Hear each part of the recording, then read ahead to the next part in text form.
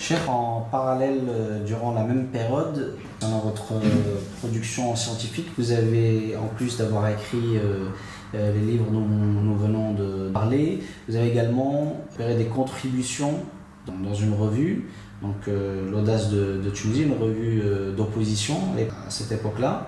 Est-ce que vous pouvez nous dire un petit peu quel était le contenu de vos articles?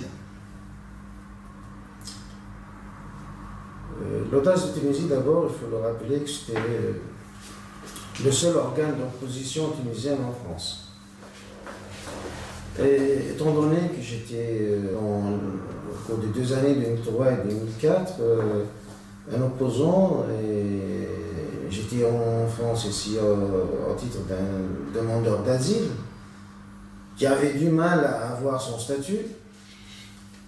Donc, j'étais amené à faire quelques contributions lorsqu'il s'avérait nécessaire.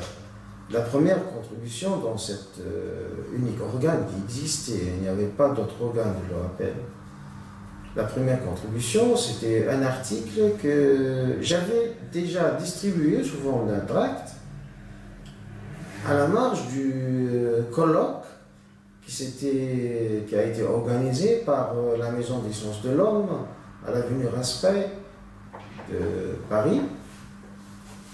C'était dans l'automne 2003. J'étais invité à ce colloque qui comprenait des invités de premier plan, tels que Cheikh Othaymin, qui était l'invité de choix, c'est-à-dire c'est à lui que normalement toutes les foudres s'est dirigé, mais par la suite, le colloque a pris une autre optique tout à fait différente.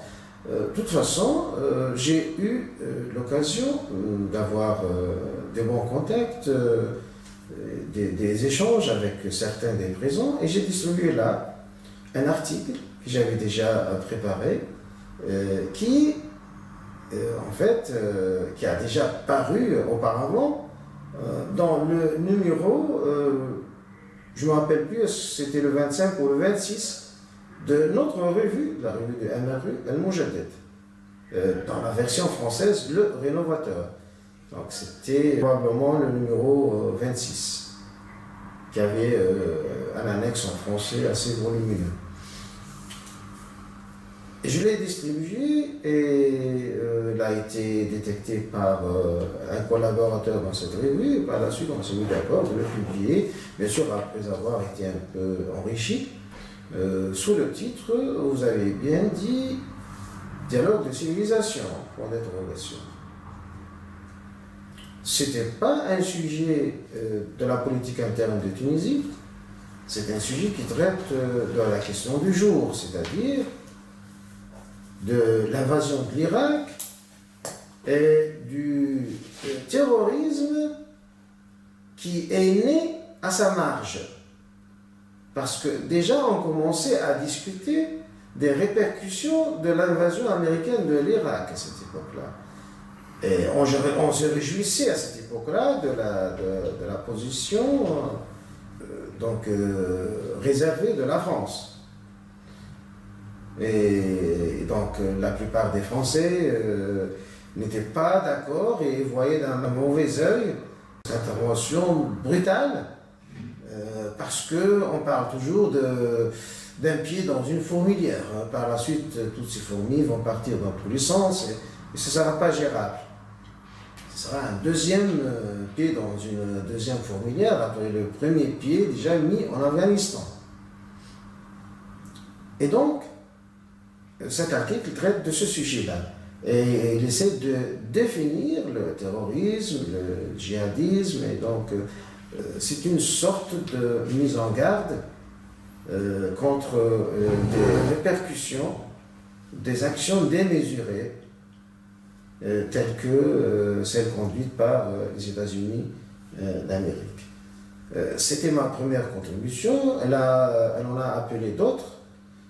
Et donc, à chaque fois qu'il publie un numéro, parce que c'était pas, vu les conditions matérielles, ce n'était pas une revue périodique, donc ça apparaissait quand ils réussissent en avoir les moyens et j'ai pu participer le restant de l'année 2004 à 3 reprises en mon nom et une 4e reprise sous un autre nom pour des considérations un peu familiales. Et toutes les participations allaient dans ce sens, à l'exception d'articles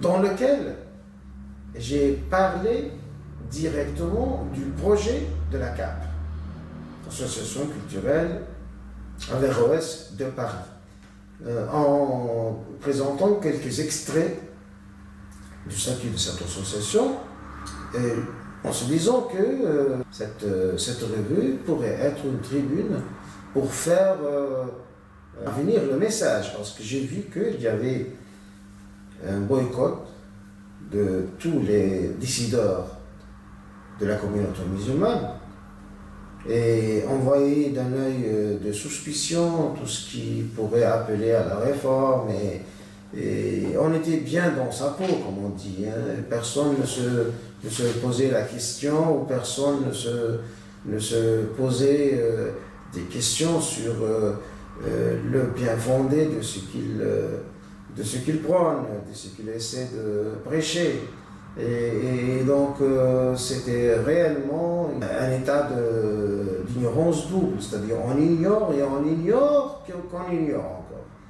Et là, cet article était entre guillemets un coup de gueule, c'est un cri, peut-être un cri dans le désert, mais voilà, ça reste dans l'histoire quand même. C'est-à-dire que ceux au moins qui ont été touchés par cette revue ont eu l'occasion de voir qu'il y a bien une association qui a cet objectif et qu'il y a bien un programme et tout cela, et avec ça, voilà, on passe à côté. Donc c'est dans cette optique que j'ai collaboré avec cette revue. Et cette collaboration, en réalité, a été marquée par quelque chose qui se rapporte à la forme, mais qui a été dicté par un impératif de sécurité. Ça se résume dans la photo que j'ai choisie pour qu'elle soit mise à la revue sur mon nom. C'est une photo avec l'uniforme de travail que j'étais obligé d'utiliser au titre d'enseignant dans les écoles dépendant du Centre mondial des études islamiques. Et donc cet uniforme-là, il est visible, connu du moins pour être un uniforme chiite, alors qu'il ne l'est pas en fait.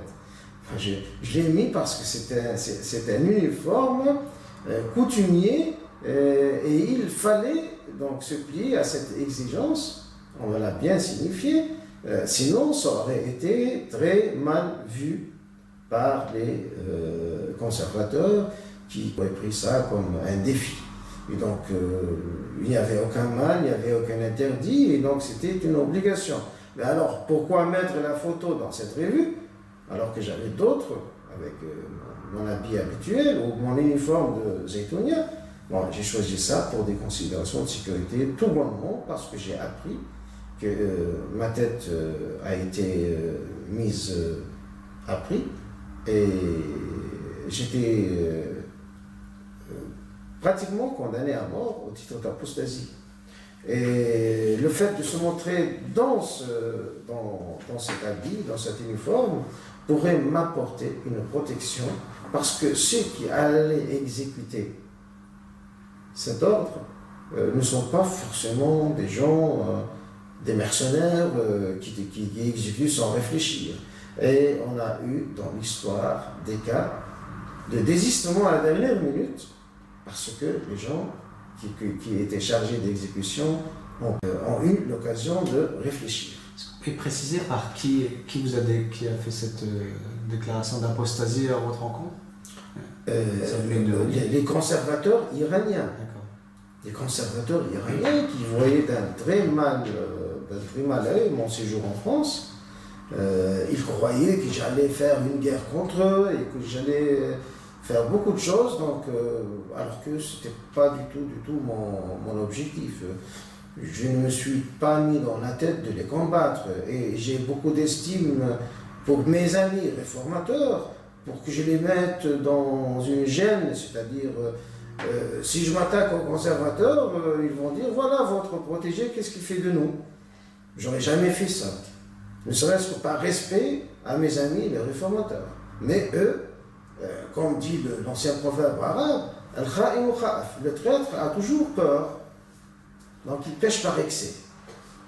Et d'ailleurs, quand j'étais de retour par la suite, j'ai eu l'occasion de vérifier que c'était vrai. Et à mon retour en 2006 là-bas, j'ai trouvé que, bon, on m'a pas exécuté, oui c'est vrai, mais on a quand même confisqué tous mes biens et on les a distribués. Donc on a appliqué le jugement de Murtad. Donc c'était pas faux l'information. Voilà. Merci.